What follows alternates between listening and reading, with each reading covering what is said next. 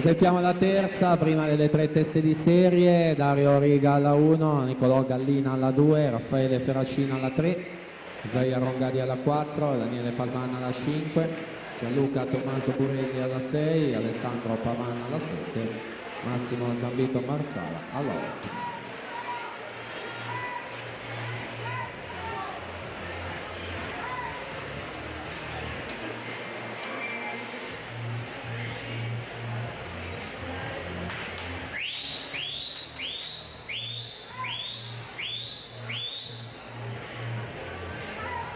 Nicolò Rosso in corsia 3